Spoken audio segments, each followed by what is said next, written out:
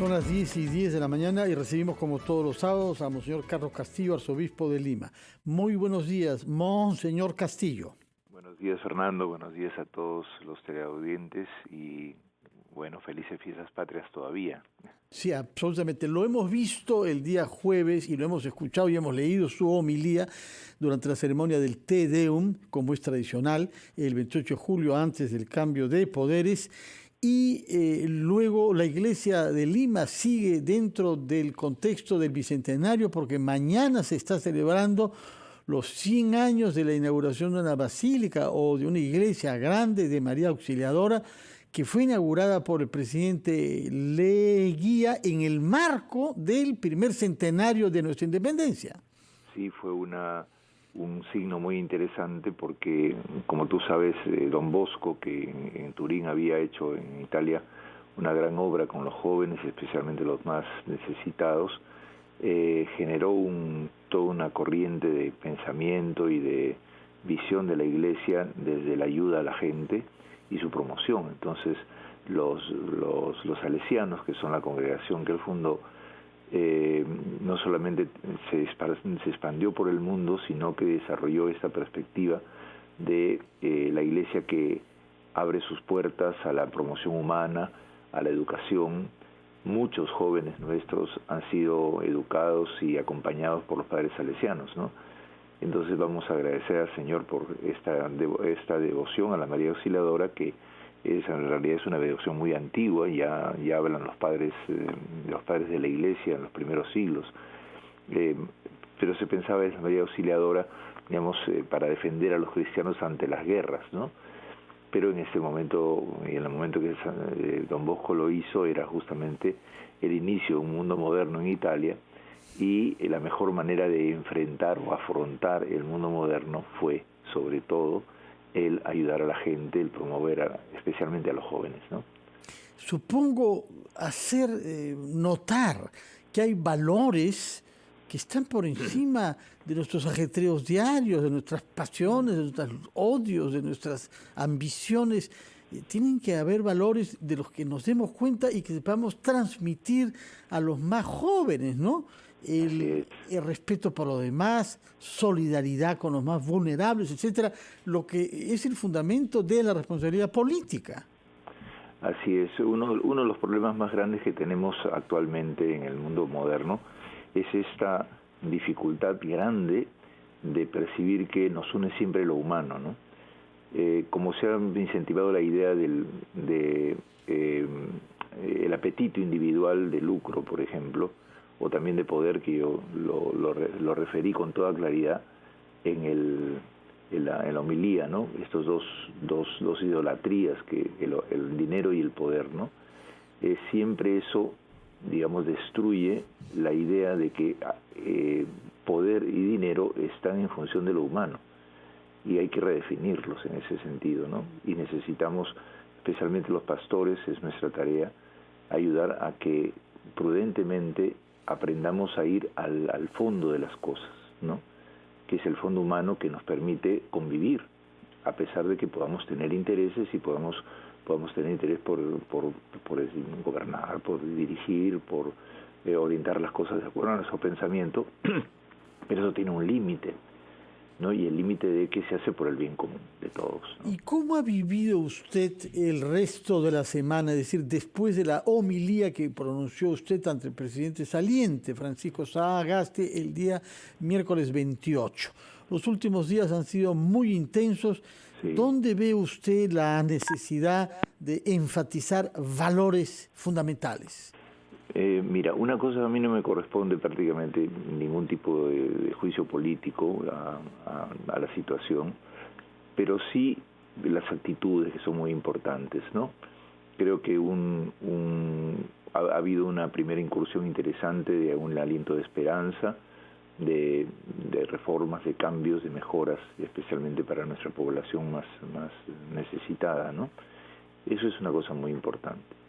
A la vez, quizás hay elementos de imprudencia que es necesario, digamos, reformular. Siempre un proceso democrático es un proceso muy tenso porque hay diversos pensamientos. Es un proceso de diálogo necesario que, yo decía, estamos en un gran momento histórico para, de alguna manera, hacer nuestra parte en lo que es ir cumpliendo la promesa peruana, ¿no?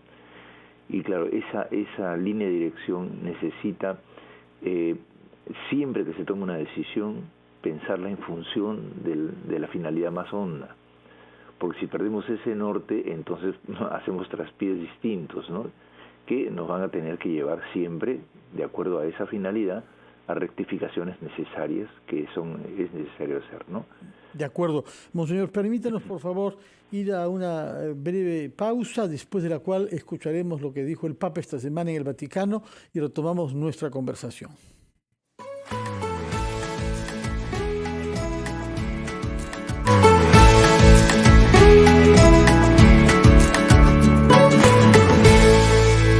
Hemos escuchado al Papa diciendo que lo importante no es aumentar lo que uno tiene, sino compartir lo que uno tiene. Y esa es la satisfacción real de vivir, compartir con los demás. Así es.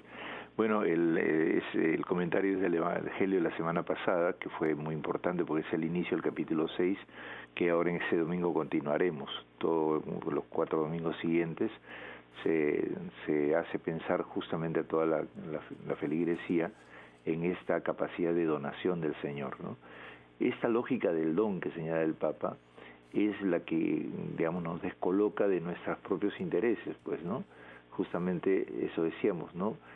Y en cierto modo todos vivimos como anhelando algo, lo identificamos y luego tenemos que pensar en que eso está destinado a algo más grande todavía, ¿no? Por eso dice el Señor en el texto de este domingo: preocúpense, no trabajen, ¿no?, por el pan que perece, sino por el pan que no perece, que permite, ¿no?, a trascender, los lleva a la vida eterna, o sea, los permite amar, ¿no? No digamos la posesividad, sino la apertura a algo más grande, ¿no?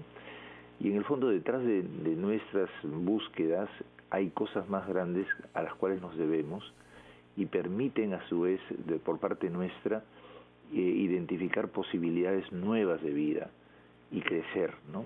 Yo digo, sobre todo en nuestro país estamos en un momento tan difícil, el desarrollar la capacidad de tener anchura de corazón, anchura de visión, prudencia, cautela, pero no calculadora, sino generosa, ¿no?, capaz de abrir el corazón a otro, y también las decisiones, y saber andar, y bueno, si uno se equivoca, pues pero sí importante es que no sean solamente pequeñas rectificaciones, sino de fondo, ¿no?, que de tal manera que el planteamiento, la visión de las cosas guíe permanentemente las decisiones, ¿no? Eso es muy importante, y creo que nuestra promesa peruana la vamos a cumplir en esa capacidad de ceder en lo que vale la pena, no ceder en cosas, digamos, pequeñas, ¿no?, sino en cosas más grandes, y desde lo pequeño, eso sí, siempre, ¿no? Claro. Ahora, algo que sorprende mucho, porque además Jesús se refiere al pasaje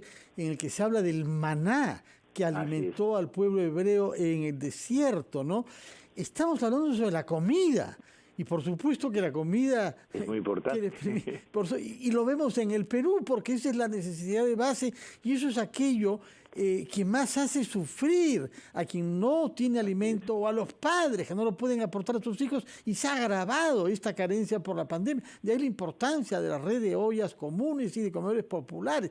Y sin embargo, pese a reconocer esto, Jesús dice: busquen otra comida también, que la plenitud de la vida no es solamente comer pan. Claro, lo que pasa es esto, y es que en la necesidad de pan que tenemos, inclusive él dice: devórenme a mí. ¿Por qué? Porque él es el que se ha dado en comida. Él, digamos, aceptó la muerte.